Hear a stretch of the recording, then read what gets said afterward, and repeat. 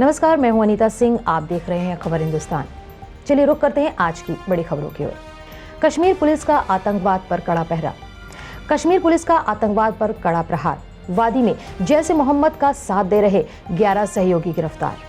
कश्मीर में आतंकवाद का मुकाबला कर रही जम्मू कश्मीर पुलिस ने बड़ी सफलता हासिल की है।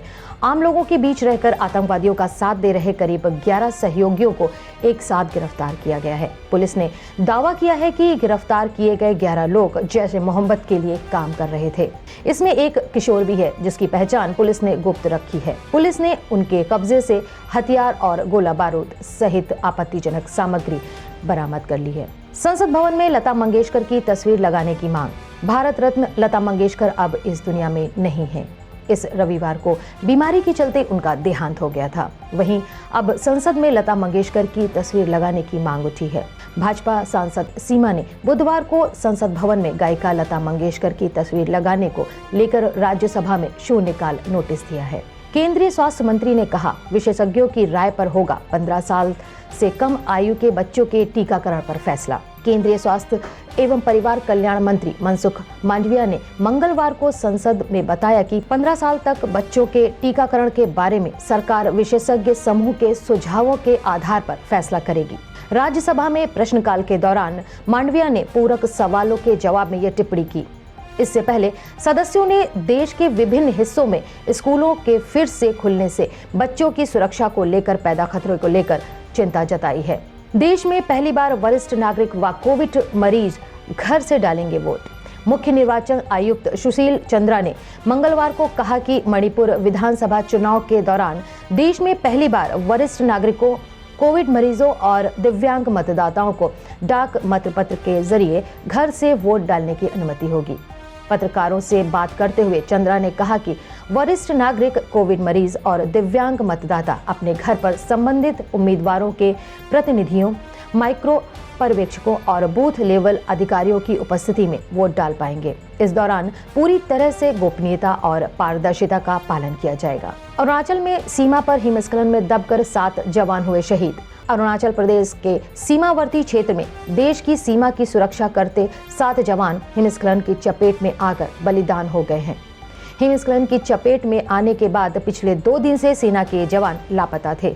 अधिकारियों ने बताया कि मंगलवार को सभी के शव मिले हैं। राष्ट्रपति, उपराष्ट्रपति, प्रधानमंत्री, रक्षा मंत्री, अरुणाचल प्रदेश के राज्यपाल और मुख्यमंत्री ने जवानों के निधन पर गहरा दुख व्यक्त किया है।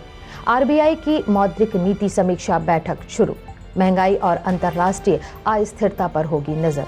भारतीय रिजर्व बैंक की मौद्रिक नीति समिति की 3 दिवसीय बैठक मंगलवार को शुरू हुई।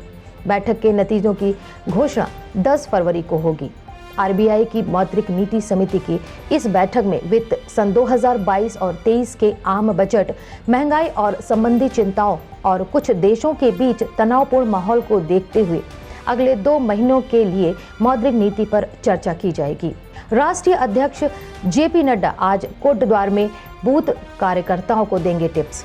उत्तराखंड में चुनाव प्रचार के लिए अब महज 4 दिन शेष हैं। ऐसे में भाजपा ने पार्टी प्रत्याशी रितु खंडूड़ी की जीत सुनिश्चित करने के लिए पूरी ताकत झोंक दी है। मुख्यमंत्री पुष्कर सिंह धामी और केंद्रीय राज्य मंत्री जनरल वीके सिंह के बाद बुधवार को पार्टी के राष्ट्रीय अध्यक्ष जेपी नड्डा कोटद्वार पहुंच रहे हैं।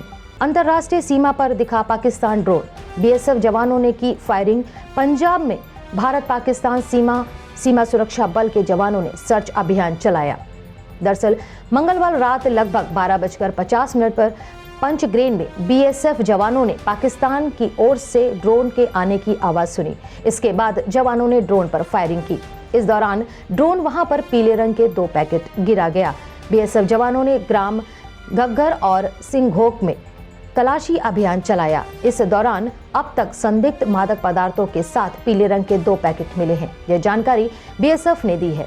बिहार का डिजिटल भिखारी अब छुट्टी का बहाना नहीं चलेगा। पीएम मोदी ने सन 2015 में डिजिटल इंडिया अभियान की शुरुआत की थी। इस अभियान का बिहार में अनोखा पहलू सामने आया है। इस डिजिटल भिखारी का नाम राजू है। वह बेतिया रेलवे स्टेशन पर भीख मांगता है। राजू की पहचान दूर से ही हो जाती है। उसके गले में QR कोड की तख्ती लटकी रहती है, हाथ में टैब है। भीख मांगने पर कोई कहता है कि छुट्टे नहीं है तो राजू कहता है कि फोन पे या गूगल पे कर दो। राजू बिहार का पहला डिजिटल भिखारी है, वहीं राजू अपने आप को देश का पहला हाईटेक भिखारी बताता है। उत्तर प्रदेश में हिंदुत्व और ओबीसी कार्ड को लेकर उमा भारती करेंगी मजबूत।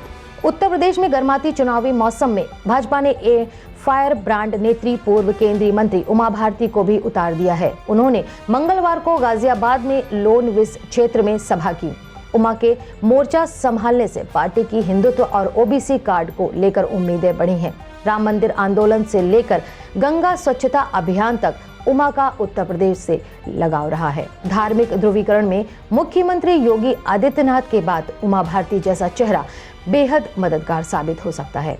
आगे खबरों के लिए बने रहिए हमारे साथ। खबर हिंदुस्तान।